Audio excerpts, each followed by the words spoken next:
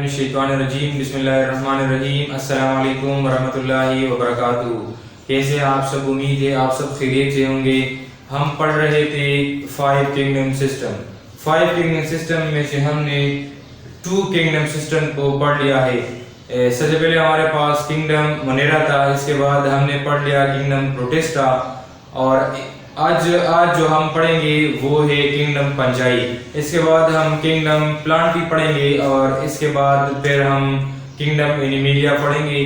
तो ये हमारे पास 5 किंगडम सिस्टम थी। जो आज का जो हमारा टॉपिक है वो है किंगडम पंजाई। तो आते हैं अपने टॉपिक की तरफ। किंगडम पंजाई क्या है, उसके स्ट्रक्चर किस तरह है, क्या वो ऑटोट्रॉपिक है, हेटेरोट्रॉपिक है, वो किस तरह अपनी नस्ल को इंक्रीज करते हैं, और ये सारी बातें हम इस वीडियो में करेंगे और आपको इंशाल्लाह समझाने की भरपूर कोशिश भी करेंगे। तो आते हैं पंजाई हमारे पास क्या होता है। सबसे पहले ये मल्टीसेलुलर होते हैं। ज्यादातर जो पंजाई होते हैं वो मल्टीसेलुलर होते हैं। इसका मतलब ये है कि उनका जो बॉडी होता है वो एक से ज्यादा सेल पर मुश्तमिल होता है और वो सेल आपस में इंटरकनेक्टेड भी होते हैं। तो इसलिए इसको हम मल्टीसेलुलर कह सकते हैं। लेकिन उसमें बाज ऐसी पंजाई भी है जो कि यूनिसेलुलर है। फॉर एग्जांपल यीस्ट, जिसको हम खमीर कहते हैं, वो क्या है, यूनिसेलुलर है। एक्सेप्ट यीस्ट के अलावा जितने भी हमारे पास पंजाई है वो मल्टीसेलुलर है, ठीक है। और they all are eukaryotic. Eukaryotic का मतलब ये है इसके अंदर ट्रू न्यूक्लियस भी मौजूद है और साथ साथ में उसके अंदर ट्रू बाउंडेड ऑर्गेनेली भी मौजूद है, या जिसको हम मेम्ब्रेन बाउंडेड ऑर्गेनेली कहते हैं, वो इसके अंदर मौजूद है, ठीक है। इसके अलावा इस नॉन क्लोरोफिल है। अगर नॉन क्लोरोफिल है तो इसका मतलब ये है दे आर हेटेरोट्रॉपिक, क्योंकि जिस ऑर्गेनिज्म में भी क्लोरोफिल मौजूद नहीं होगा तो उसको हम हेटेरोट्रॉपिक ऑर्गेनिज्म कहेंगे। और ये एक ऐसी ऑर्गेनिज्म होगी जो कि अपनी खुराक खुद प्रोड्यूस करने की एबिलिटी ना रख सकते हो। इसके अलावा हमारे पास एब्जॉर्प्टिव हेटेरोट्रॉप्स है। ये क्या है, एब्जॉर्प्टिव हेटेरोट्रॉप्स है। इसका मतलब ये है कि दे एब्जॉर्ब हम कहते हैं जज़ब करना, यानी किसी चीज से एक चीज को जज़ब कर लेना, तो इसको हम एब्जॉर्प्शन कहते हैं। तो ये क्या है, हेटेरोट्रॉप्स है, लेकिन ये through the help of absorption अपनी खुराक हासिल करते हैं। जो सबस्ट्रेटम के साथ ये जुड़े रहते हैं, जिसके साथ ये अटैच होते हैं, तो उनके जरिए से एब्जॉर्प्शन के जरिए से अपनी खुराक हासिल करते हैं। आगे जाके हम तफसील के साथ पढ़ेंगे कि ये किस तरह एब्जॉर्प्शन करते हैं, किस तरह खुराक हासिल करते हैं, ये आगे जाके हम पढ़ लेंगे इस वीडियो के अंदर। इसके अलावा स्पोर बियरिंग थैलोपॉइड्स, ये क्या है, इसके अंदर स्पोर प्रोड्यूस होते हैं। स्पोर के जरिए से अपनी नस्ल जो है ये इंक्रीज करते हैं। और साथ साथ में क्या है, थैलोपॉइड्स है। थैलोपॉइड्स का मतलब ये है कि they are not differentiated into root, stem and leaf, यानी इसको हम डिफरेंशिएट नहीं कर सकते, इसलिए इनको थैलोपॉइड्स कहते हैं, ठीक है। हैविंग सेल वॉल, इनके अंदर सेल वॉल मौजूद है। जिस तरह प्लांट के अंदर सेल वॉल मौजूद होता है, जो आउटर मोस्ट कवरिंग बॉडी होती है, बिल्कुल उसी तरह इनके अंदर भी सेल वॉल मौजूद है। लेकिन अगर हम प्लांट सेल वॉल की बात करें तो वहाँ पर सेल वॉल सेलुलोज से बना हुआ होता है, लेकिन यहाँ पे सेलुलोज के सी से बना होता है, वो काइटिन से बना हुआ होता है। काइटिन हमारे पास पॉलीसेकेराइड होती है। ये काइटिन से एक स्पेशल मादा है जो गैस से बना हुआ होता है। तो इसका डेफिनेशन क्या हो गया, fungi are multicellular except yeast. Yeast के अलावा सारी मल्टीसेलुलर है। Eukaryotic, non chlorophyll, absorptive heterotrophs and spore bearing thalloids having cell wall made up of chitin. ये इसका डेफिनेशन हो गया। अब थैलोपॉइड्स को आप लोगों ने समझा होगा कि थैलोपॉइड्स वो बॉडी होती है जो कि हम उसको डिफरेंशिएट नहीं कर सकते। इस तरह ये बॉडी आपको दिखाई दे रही है, तो ये पंजाई का सिंपल सी बॉडी मैंने बनाई है। तो इसको हम डिफरेंशिएट नहीं कर सकते, इसके अंदर लीफ किधर है, रूट किधर है, स्टेम किधर है। तो इसलिए हम जो पंजाई का जो बॉडी होता है उसको हम माइसीलियम कहते हैं। आगे जाके हम वाज़िह सा बॉडी भी बनाएंगे कि माइसीलियम कैसे कहते हैं, तो इसको हम पढ़ लेंगे। इसके अलावा अगर हम हैबिटेट की बात करें, हैबिटेट किस चीज़ को कहते हैं? प्लेस ऑफ लिविंग, यानी घर को कहते हैं, सिंपल सी, ठीक है। कि हैबिटेट, उनका हैबिटेट क्या है, ये कहाँ कहाँ पे अपनी लाइफ गुजारते हैं, तो ये ज़्यादातर इक्वेटिक भी हो सकते हैं, इसके अलावा टेरेस्ट्रियल भी हो सकते हैं, यानी ये पानी के अंदर भी अपनी ज़िंदगी गुजारती है, इसके अलावा ये टेरेस्ट्रियल भी हो सकती है। उनका साइज की अगर हम बात करें तो ये उनका साइज वेरिएबल होता है, यानी कांस्टेंट उनका साइज नहीं है, वेरिएबल का। इसके जो हमारे पास साइज होता है वो माइक्रोस्कोपिक भी हो सकता है, यानी हम उसको माइक्रोस्कोप के जरिए से देख सकेंगे। इसके अलावा मैक्रोस्कोपिक भी हो सकता है। माइक्रोस्कोपिक हमारे पास यीस्ट है जिसको हम खमीर कहते हैं, उनका जो साइज होता है वो हम अपनी आंख से देख नहीं सकते, बल्कि इसके लिए हम माइक्रोस्कोप यूज करते हैं, जो कि हमारे पास एक आला होता है।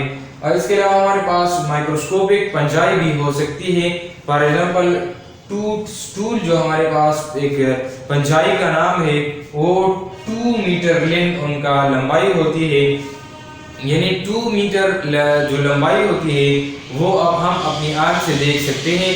लेकिन जो अगर हम खमीर की बात करें तो हम नहीं देख सकते, इसलिए हम कहते हैं उनका जो साइज होता है वो वेरिएबल है, और माइक्रोस्कोपिक से लेके मैक्रोस्कोपिक तक उनका साइज हो सकता है।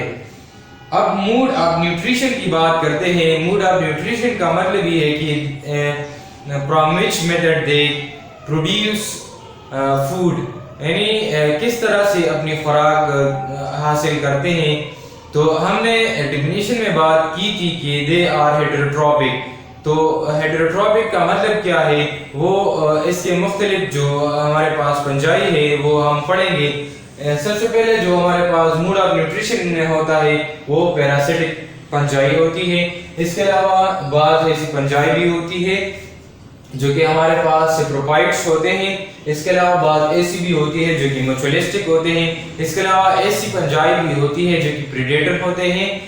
आते हैं सबसे पहले सेप्रोफाइट्स जान लेते हैं कि सेप्रोफाइटिक जो हमारे पास पंजाई होता है वो क्या होता है। These fungi get their food from dead organic matter। जो हमारे पास dead organic matter होती है उनके जरिए से ये अपनी खुराक हासिल करते हैं, यानी उसको डिकम्पोज करते हैं। जो हमारे पास लार्ज मॉलिक्यूल होती है ये they convert them into simple molecules and smaller molecule and then they absorb them, ठीक है।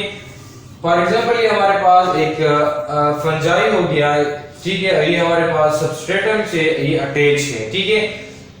तो ये पंजाई क्या करते हैं, रिलीज हार्मोन्स, उनके अंदर मुख्तलिफ जो हार्मोन्स हमारे पास होते हैं वो रिलीज करता है दिस कंपाउंड, और ये क्या करता है उसको broken down into simple compounds, उनको सिंपल कंपाउंड में उनको कन्वर्ट करते हैं, स्मॉलर मॉलिक्यूल में उनको कन्वर्ट करते हैं, और फिर ये क्या करते हैं उनको एब्जॉर्ब करते हैं, ठीक है। तो ये एब्जॉर्प्टिव मेथड के जरिए से अपनी खुराक तैयार कर सकते हैं। इसके अलावा यहाँ पे हमने बात भी की दे आर एब्जॉर्प्टिव हेटेरोट्रॉप्स, हमने डेफिनेशन में बात की, तो ये हमने एब्जॉर्प्शन को समझ लिया, ठीक है।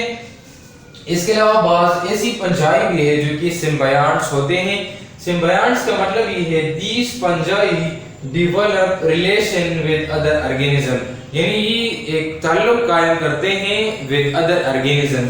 वो ताल्लुक क्या होता है, वो बेनिफिटेड ताल्लुक होता है, यानी पंजाई से भी को भी फायदा हो रहा होता है, और जो अदर ऑर्गेनिज्म के साथ उन्होंने रिलेट कर लिया होता है उसको भी फायदा पहुंचता है। अगर फायदा नहीं पहुंचता तो नुकसान भी नहीं पहुंचता, यानी अगर एक मेंबर बेनिफिटेड है तो दूसरा मेंबर भी बेनिफिटेड होगा, और अगर वो बेनिफिटेड नहीं है तो फिर वो हार्मफुल भी नहीं होगा, ठीक है। इसलिए हम इस खास ताल्लुक और रिलेशनशिप को सिम्बायोटिक रिलेशनशिप कहते हैं, ठीक है। उसका एग्जांपल हमारे पास है माइकोरिज़ा एंड लाइकन। लाइकन जो होता है ये सिम्बायोटिक रिलेशनशिप होता है अलजी और पंजाई के दरमियान। अलजी हमने बड़ी तफसील के साथ स्टडी कर लिया है, वो अगर आप लोगों ने वो नहीं देखी है तो मैं पहले वो रिकमेंड करूंगा कि वो जाके वो वीडियो देख ले, तो फिर आपको लाइकन की बड़ी आसानी के साथ समझ आएगी। इसके अलावा लाइकन पर भी मैं अलग वीडियो भी बनाई है और मैंने प्रैक्टिकल दिखाया भी है। स्टोन के ऊपर उग आया है, मैं एक पहाड़ के ऊपर चढ़ गया था, ठीक है, तो वो भी आप देख सकते हैं। तो लाइकन क्या होता है, ये हमारे पास सिम्बायोटिक रिलेशनशिप होता है अलगी और पंजाई के दरमियान।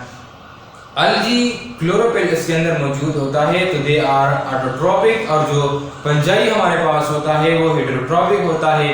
तो अलगी जो होता है वो खुराक तैयार करता है और वो तैयार खुराक पंजाई उसको यूज करता है, उससे खुराक हासिल करता है।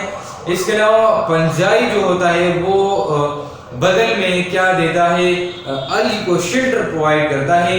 तो देखिए ये they are both are benefited, इसलिए हम उसको सिम्बायोटिक रिलेशनशिप कहते हैं। लेकिन सिम्बायोटिक रिलेशनशिप के अंदर इसको हम मखसूस नाम दे देते हैं जिसको हम लाइकन कहते हैं।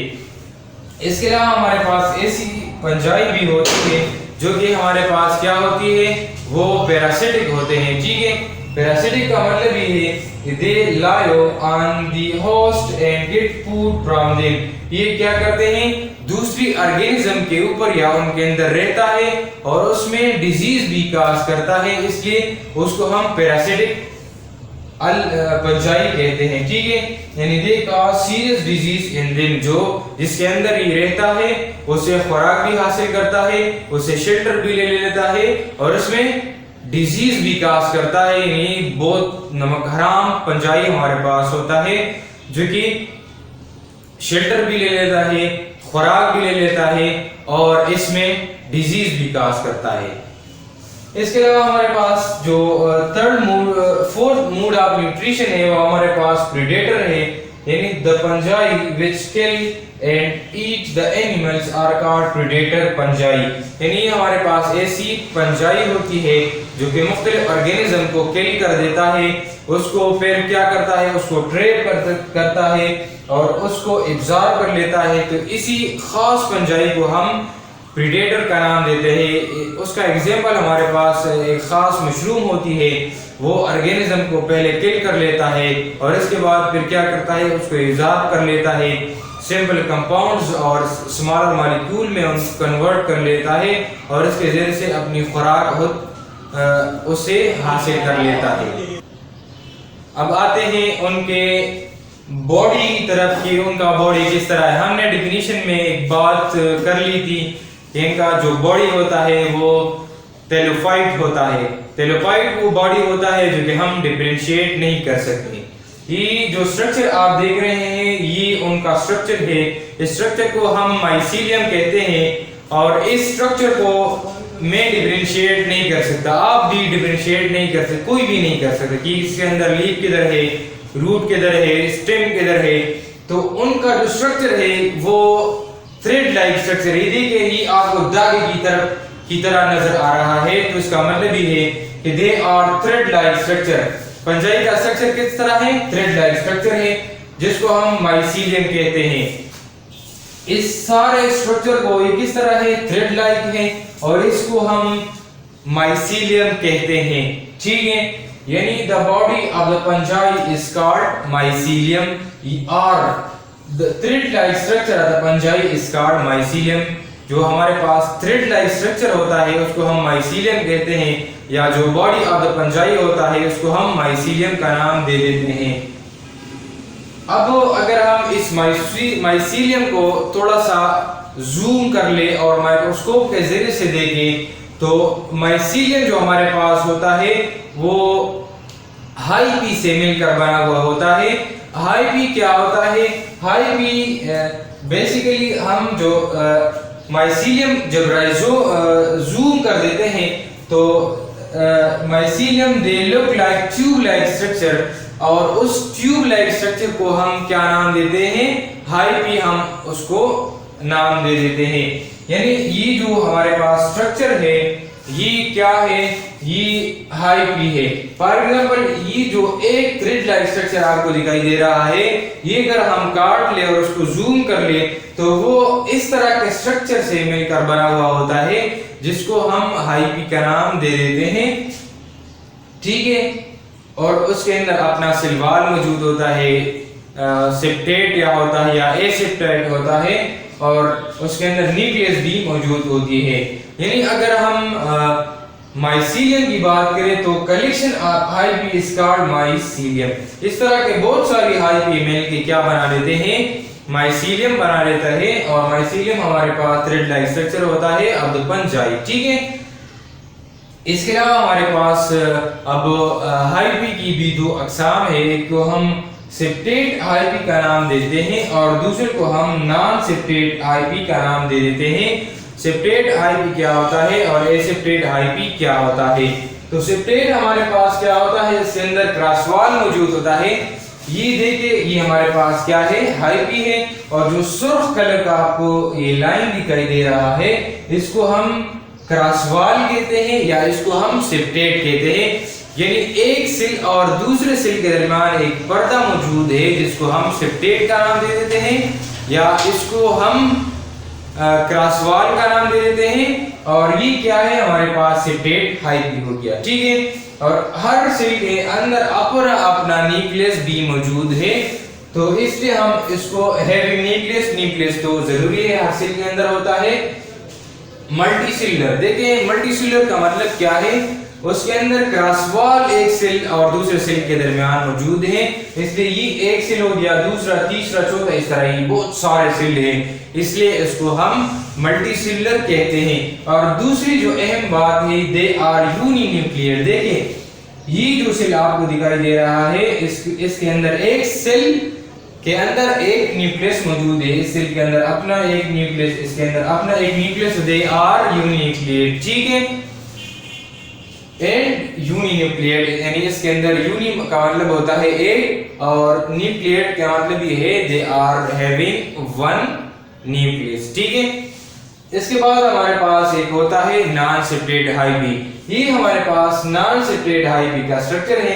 देखिए इसके अंदर क्रॉस वाल मौजूद नहीं है, जिसको हम सेप्टा कहते हैं, यानी उनके दरमियान पर्दा मौजूद नहीं है, और न्यूक्लियस जो है वो आपस में बहुत सारे न्यूक्लियस के अंदर मौजूद है। यहाँ पे हमने यूनिन्यूक्लिएट कहा था, यहाँ पे क्या है, यूनिन्यूक्लिएट, एक सेल के दरमियान एक न्यूक्लियस मौजूद है, लेकिन इसके दरमियान देखिए बहुत सारे न्यूक्लियस है, जिसको हम मल्टी न्यूक्लियस या multi nucleate aseptate high P जो हमारे पास होता है वो मल्टी न्यूक्लिएट होता है। ये एमसीक्यूज पॉइंट ऑफ व्यू के साथ भी इंपॉर्टेंट है, ईटा में भी इस तरह के एमसीक्यूज आते हैं, वो जो थोड़ा सा कंसेप्चुअल होता है, उस तरह के एमसीक्यूज ईटा में भी आते हैं। Also called aseptate high P, इसको हम नॉन सेप्टेट हाई पी को हम एसेप्टेट। ए का मतलब होता है बगैर, और सेप्टा का मतलब होता है पर्दा और क्रॉसवाल। इसको हम एक और नाम भी दे देते हैं, कोइंसाइडिक हाई पी, ठीक है। तो ये थोड़ा सा मुश्किल सा टॉपिक है, तो आई होप आप लोगों ने बड़ी आसानी के साथ उसको समझा होगा। यानी उसके दरमियान क्रॉसवाल मौजूद होता है, इसलिए इसको हम सेप्टेट हाई पी कहते हैं, और जो एसेप्टेट हाई पी होता है या नॉन सेप्टेट हाई पी होता है, उसके अंदर क्रॉसवाल मौजूद नहीं होता। अगर क्रॉसवाल मौजूद नहीं है तो मल्टी न्यूक्लिएट है, अगर क्रॉसवाल मौजूद है तो वो यूनिन्यूक्लिएट है। अब आते हैं उनके रिप्रोडक्शन की तरफ के वो ये जो पंजाई होता है वो किस तरह अपनी नस्ल को इंक्रीज कर लेता है। तो ये बोथ टाइप ऑफ, एक हमारे पास सेक्सुअल रिप्रोडक्शन होता है, एक हमारे पास एसेक्सुअल रिप्रोडक्शन होता है। एसेक्सुअल रिप्रोडक्शन हम इस रिप्रोडक्शन को कहते हैं जिसमें एक सेल इन्वॉल्व हो, वो या फीमेल सेल होगा या मेल सेल होगा, लेकिन दोनों के आपस में फ्यूजन नहीं होगा, ठीक है। अगर फ्यूजन होगा जिसको हम फिर सेक्सुअल रिप्रोडक्शन का नाम देंगे, जिसमें टू सेल इन्वॉल्व होंगे, यानी जिसमें टू पंजाई इन्वॉल्व होंगे, तो जाते हैं एसेक्सुअल रिप्रोडक्शन की तरफ, जिसमें हमारे पास एक सेल इन्वॉल्व होगा, यानी इसमें सिर्फ और सिर्फ एक पंजाई इन्वॉल्व होगा। तो एसेक्सुअल रिप्रोडक्शन हमारे पास पंजाई के अंदर तीन मेथड्स के जरिए से होता है। एक हमारे पास सबसे पहले बायोस्पोर के जरिए से होता है, दूसरा बाइकोनिडिया के जरिए से होता है और तीसरा बाई फ्रेगमेंटेशन के जरिए से एसेक्सुअल रिप्रोडक्शन होता है। बायोस्पोर के जरिए किस तरह एसेक्सुअल रिप्रोडक्शन होता है, यहाँ पे ये फॉर एग्जांपल हमारे पास एक माइसीलियम है या एक हाइपी है, इसके अंदर एक इस तरह का स्ट्रक्चर डेवलप होता है जिसको हम स्पोरेंजिया का नाम दे देते हैं। Inside of the sporangia spores are produced. जब ये स्पोर मैच्योर हो जाते हैं तो उसका जो ये सेप्टा और जो वाल होता है, जो पर्दा होता है वो फट जाता है और इसके अंदर जो स्पोर होता है वो डिस्पर्ड होते हैं और फट जाते हैं और इर्द गिर्द के माहौल में वो फैल जाते हैं। तो इस स्पोर से फिर एक नया हाइपी डेवलप हो जाता है, एक नई पंजाई जन्म लेता है। तो इसके जरिए से भी पंजाई की नस्ल जो है वो इंक्रीज होती चली जाती है। यानी fungi produce a large number of spores. देखिए कितने बहुत सारे स्पोर एक स्पोरेंजिया के अंदर प्रोड्यूस हो गए हैं। इन सिंगल सेल, एक सेल के अंदर बहुत सारी स्पोर प्रोड्यूस होती है। Spore are produced during favourable condition. Spore जो हमारे पास होते हैं वो फेवरेबल कंडीशन के अंदर प्रोड्यूस होते हैं। फेवरेबल कंडीशन का मतलब ये है इसके लिए अगर हवा की जरूरत है वो भी मैसर है, अगर खुराक की जरूरत है वो भी मैसर है, अगर कहीं कोई और गैस वगैरह की जरूरत है वो भी अवेलेबल है, गर्मी सर्दी इसके अलावा लाइट, तो सारी उनके लिए जो अवेलेबिलिटी है जो उनको होना चाहिए वो सारी अवेलेबल है। तो जिसकी वजह से क्या होते हैं, स्पोर प्रोड्यूस होते हैं, यानी फेवरेबल कंडीशन के अंदर स्पोर प्रोड्यूस होते हैं।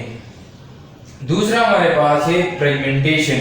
फ्रेगमेंटेशन इस तरह होता है, फॉर एग्जांपल ये हमारे पास माइसीलियम है और इसका ये वाला पार्ट अगर जुदा हो जाता है एक्सीडेंटली उनसे, अगर ये जुदा होता है ये स्मॉल पार्ट, ठीक है, तो ये क्या होता है इस तरह ये अपना अलग एक इस तरह का स्ट्रक्चर डेवलप कर लेता है और ये अलग इंडिपेंडेंट एक पंजाई बन जाता है। तो ये क्या होता है, ये एक्सीडेंटली ये जो है इस तरह होता है, ठीक है। यानी पंजाई जो होता है is some part of the fungi when cut accidentally, जो पंजाई होता है वो एक्सीडेंटली अगर कट जाता है तो वो क्या करता है, they develop hyphae and become independent. ये क्या करता है, हाइपी डेवलप कर लेता है जिससे एक अलग एक इंडिपेंडेंट हाइपी वजूद में आ जाता है। इसके बाद हमारे पास थर्ड जो एसेक्सुअल रिप्रोडक्शन का मेथड है वो हमारे पास है बाइकोनिडिया। कोनिडिया हमारे पास क्या होता है, वो यहाँ पे हमने बात की थी कि इसके अंदर जो स्पोर थे वो स्पोरेंजिया के अंदर प्रोड्यूस हो गए थे, लेकिन कोनिडिया हमारे पास स्पेशल टाइप ऑफ पंजाई होता है जिसमें spore at the tip of the sporangia produce होते हैं। और ये देखिए ये क्या है, हमारे पास स्पोर है, ये क्लस्टर ऑफ स्पोर है, एक चेन फॉर्म में ये स्पोर प्रोड्यूस हो गए हैं, या ये हवा के जरिए से या कोई और एनवायरमेंटल कंडीशन की वजह से ही स्पोर डिस्पर्स हो जाते हैं। डिस्पर्स होने की वजह से उनके नस्ल जो है इंक्रीज होती चली जाती है। तो ये हमारे पास क्या है, ये उसको हम कोनिडिया कहते हैं। यानी ये जो आप देख रहे हैं ये सेल्स ही क्या है, ये कोनिडिया है, क्लस्टर या chain of the spores. The spore are produced at the tips of the hyphae outside of the sporangia। ये देखिए outside of the sporangia spore produce हो गए हैं। और दूसरी बात ये at the tip of the sporangia are at the tip of the hyphae spore produce हो गए हैं। आर्काड इसलिए हम उसको कोनिडिया बोलते हैं। और कोनिडिया जो होता है वो प्रोड्यूस स्पेशल हाइपी जिसको हम कोनिडियोपोर्स कहते हैं।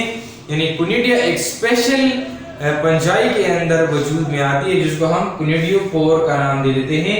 तो एसेक्सुअल रिप्रोडक्शन पहले बायोस्पोर के जरिए से होता है, फिर बाइकोनिडिया के जरिए से होता है, और थर्ड बाय फ्रेगमेंटेशन के जरिए से एसेक्सुअल रिप्रोडक्शन होता है। और इसमें एक सेल इन्वॉल्व होता है, यानी इसमें सिर्फ और सिर्फ एक पंजाई इन्वॉल्व होता है। अब बात करते हैं सेक्सुअल रिप्रोडक्शन की तरफ। इससे पहले हमने एसेक्सुअल रिप्रोडक्शन पढ़ लिया। तो एसेक्सुअल रिप्रोडक्शन में हमारे पास एक सेल इन्वॉल्व था, यानी एक फंजाई का सेल इसके अंदर इन्वॉल्व था। अब सेक्सुअल रिप्रोडक्शन की अगर हम बात करेंगे तो इसमें इन्वॉल्व टू सेल, यानी इन्वॉल्व टू फंजाई। अगर देखें तो इसके अंदर ट्रू जो रिप्रोडक्शन होता है, सेक्सुअल रिप्रोडक्शन, वो हम तो नहीं कह सकते, लेकिन एक हमारे पास जिसको हम पॉजिटिव स्ट्रेन का नाम दे देते हैं, एक को नेगेटिव स्ट्रेन का नाम दे देते हैं। ये हम एज ए गेमेटोफाइट रोल अदा करते हैं, यानी एक एज ए फीमेल रोल अदा करते हैं और एक एज ए मेल रोल अदा करते हैं। दोनों के दरमियान फ्यूजन हो जाता है, गमीट का फ्यूजन हो जाता है, स्पोर का फ्यूजन हो जाता है और जाइगोट बन जाता है। तो ये इसको हम सेक्सुअल रिप्रोडक्शन का नाम देते हैं। फॉर एग्जांपल एक ये हमारे पास पॉजिटिव स्ट्रेन हो गया, ये नेगेटिव स्ट्रेन हो गया, ये एक दूसरे के करीब फॉर एग्जांपल ये रहते, एक ये स्ट्रेन हो गया और एक ये स्ट्रेन, ठीक है।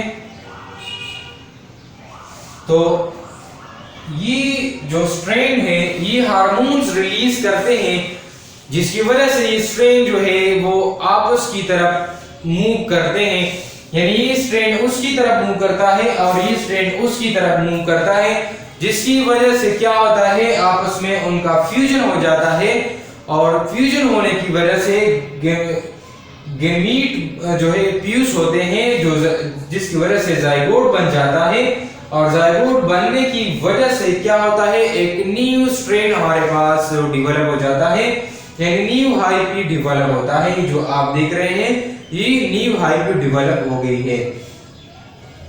इसके अंदर क्या होता है, release hormone due to which they come close to one another, they play as a role of gamete, यानी क्या करते हैं, as a role of gamete अदा करते हैं और आपस में हार्मोन की वजह से अट्रैक्टिव मूवमेंट एक दूसरे की तरफ करते हैं, जिसकी वजह से फ्यूजन होता है और फ्यूजन होने की वजह से जाइगोट बन जाता है और जाइगोट से फिर एक न्यू स्ट्रेन, एक न्यू हार्पी, एक new mycelium and new fungi का स्ट्रक्चर वजूद में आ जाता है। अब सेक्सुअल रिप्रोडक्शन हमारे पास इसके मुख्तलिफ तरीके हैं, मतलब अक़साम है, एक कैरियोगेमी है और एक प्लाज्मोगेमी है।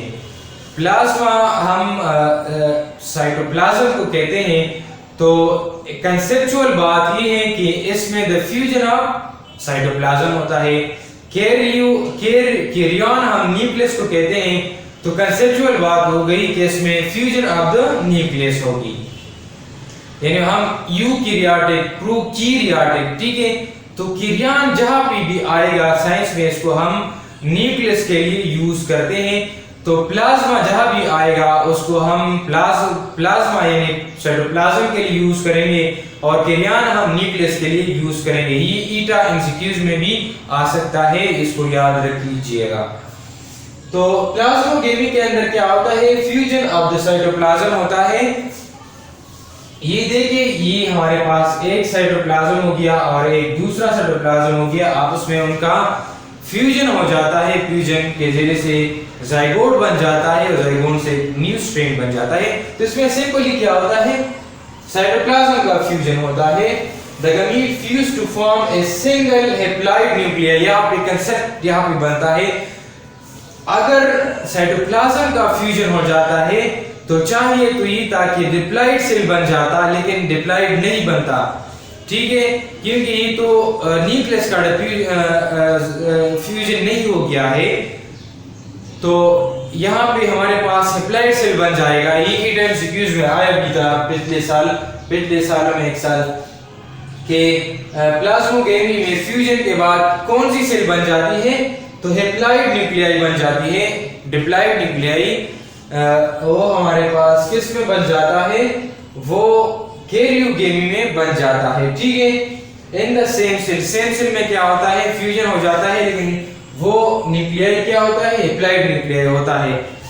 इसके बाद दूसरा जो मेथड है सेक्सुअल रिप्रोडक्शन का, वो कैरियोगेमी है। कैरियोगेमी का मतलब है fusion of the nucleus is called यानी न्यूक्लियस का आपस में फ्यूजन हो जाता है, तो इसके जरिए से जो स्ट्रेन बन जाता है वो क्या होगा, वो डिप्लॉयड होगा।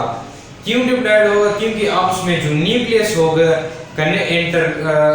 फ्यूजन हो गई, तो उसका तो डिप्लॉयड न्यूक्लियाई बन गई। ठीक है, द टू हैप्लॉइड न्यूक्लियाई, ठीक है।